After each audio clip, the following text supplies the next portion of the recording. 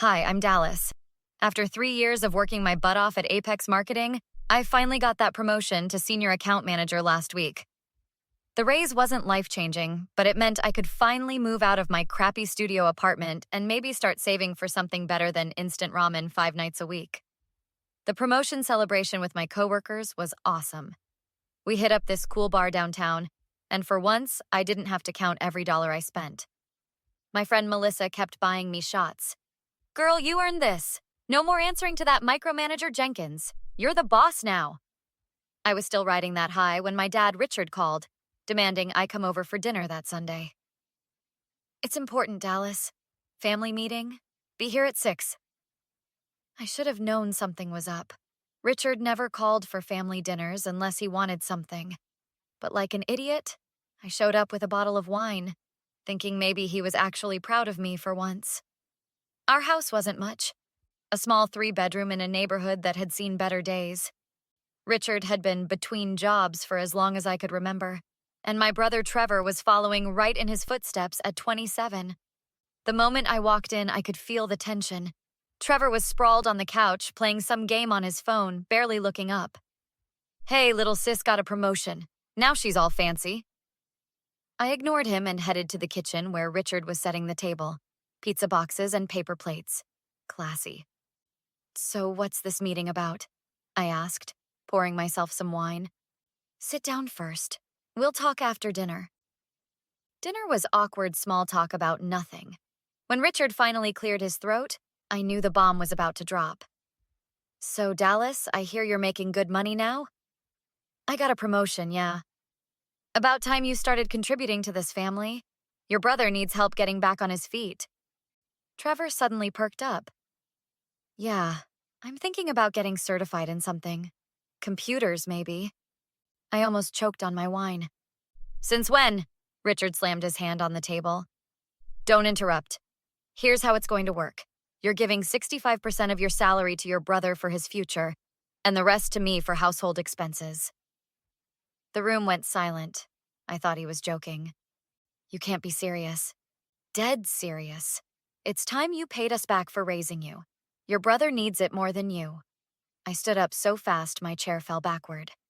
"I'm not giving either of you a cent of my money." Richard's face turned red. "After everything I've done for you? Put a roof over your head? Fed you? This is how you repay me? By working my ass off while Trevor sits around playing video games all day?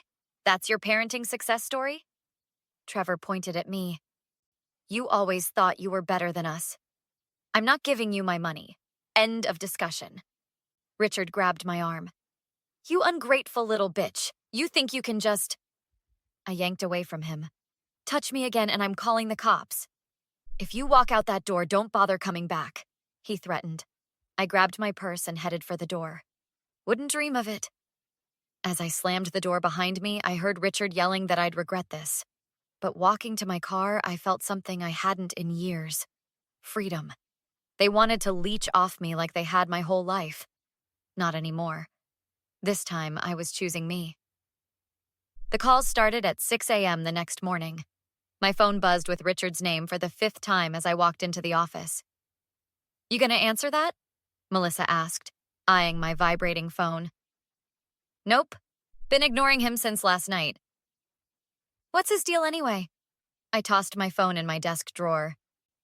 "He demanded I give most of my salary to him and Trevor. Like not asked, demanded." Melissa's eyes went wide. "He what? Are you serious?" 65% to my deadbeat brother and the rest to him. For family obligations." "That's straight up crazy. What did you say?" "Told him to shove it and walked out." My phone buzzed again, this time with a text. I reluctantly checked it. "Your cousin Amy called. She's disgusted with how you're treating your poor father. Thought you should know what the family thinks of your selfishness." I threw my phone down. Now he's telling the family I'm some kind of monster. What's he saying? Who knows? Probably that I'm refusing to help my struggling family while I'm rolling in cash. 3 more texts came in from relatives I barely spoke to. All of them mentioning how disappointed they were in me. "You should keep records of all this," Melissa said, sliding a legal pad toward me. Times, dates, what they said. This is harassment. By lunch, I had 2 pages filled. That's when Trevor showed up. I was heading to the break room when I spotted him arguing with our receptionist. "I need to see my sister now," the receptionist spotted me. "Dallas, this man says—" Trevor pushed past her, face red with anger. "You think you can just ignore us?" People were staring. I grabbed his arm and pulled him toward an empty conference room.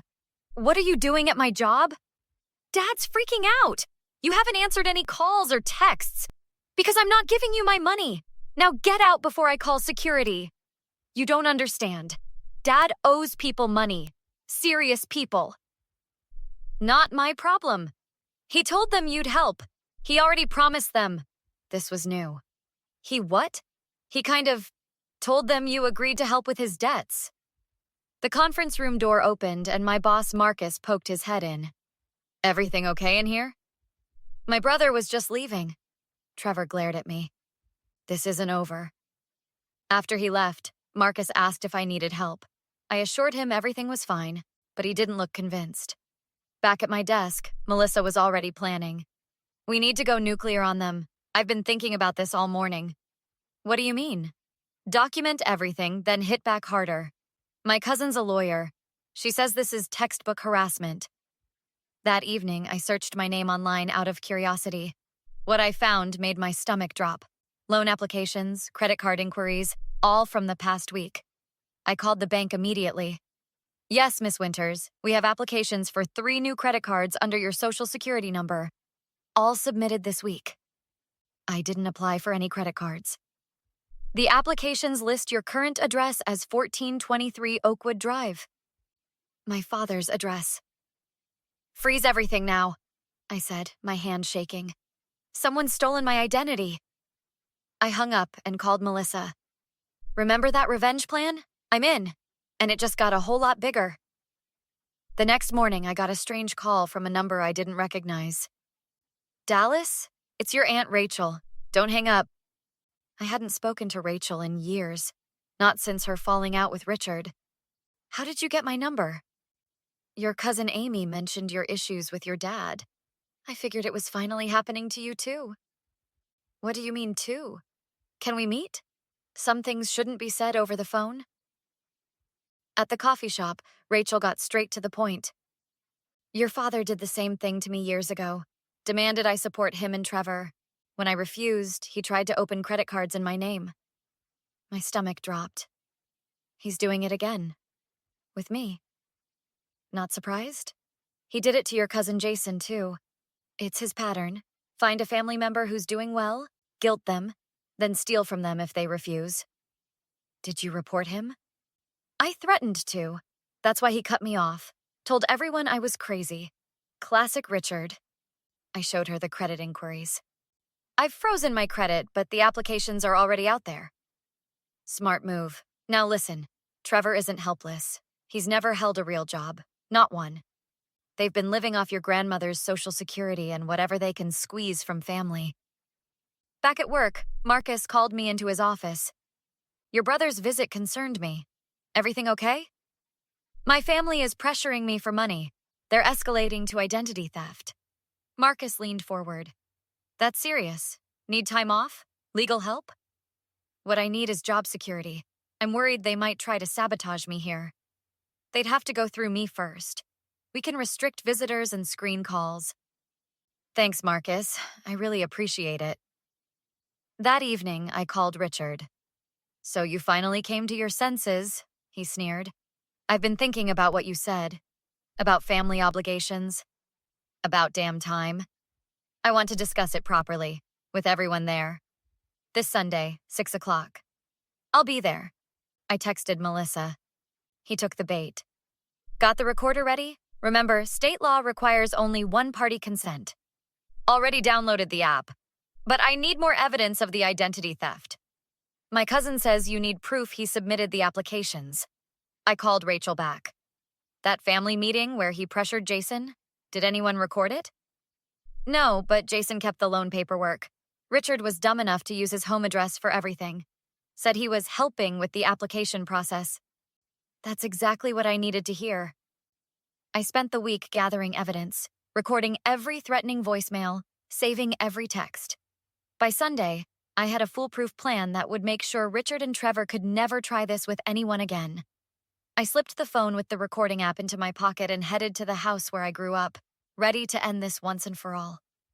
I arrived at Richard's house exactly at 6. Trevor answered the door with a smug look. Look who decided to be a team player. The living room was full of faces, not just Richard and Trevor, but cousins Amy and Jason, Aunt Lisa, even my grandmother. Perfect. Quite the turnout, I said, setting my purse down carefully, making sure the phone inside was recording. Richard stood up, arms wide. Family support.